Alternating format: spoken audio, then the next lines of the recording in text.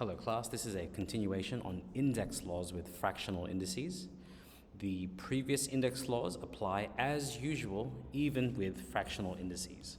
So the three that we're going to be looking at, but it's not just limited to this, but the three that cause the indices to either add, subtract, or multiply, the exact same rules apply even with fractional indices. So let's get straight to it. So for this one, the first row, it's not as obvious when they are in surd form, but for this, if we can recall that square root of a becomes a to the power of 1/2 times a to the power of 3. This step I highly recommend, but this second step that I'm about to show, you don't have to write. This will become a, and since these are the same base, the indices will add. So it'll become 1/2 plus 3.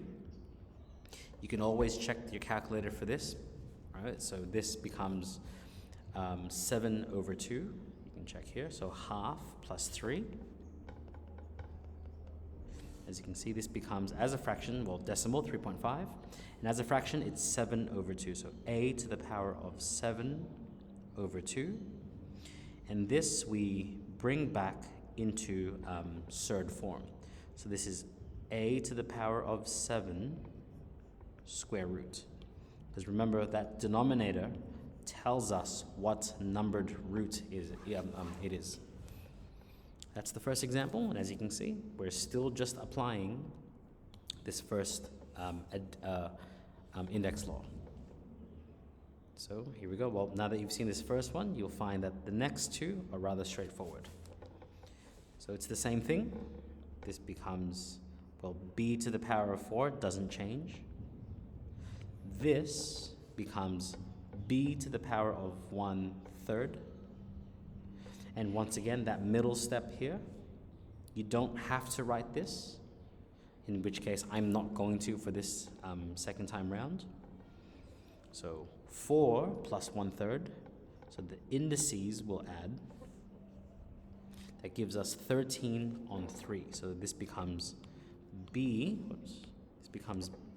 to the power of 13/3. And which, as an index law, becomes b to the power of 13, but that is the cube root. And there we have it. Okay, so moving on to this last set, this last question from this set. Once again, changing these into index form. So remember, there's a 1 here, so this becomes c to the power of 1/4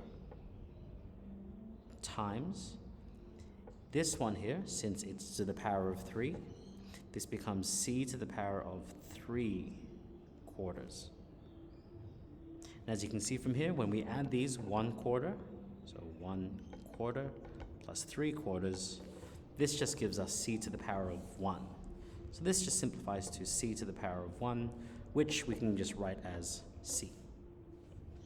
All right, so I hope that gave you an insight into how even with fractional indices, the index laws apply as normal. I'll see you in the next video where we go through the next 2 rows. See you then. Best of luck.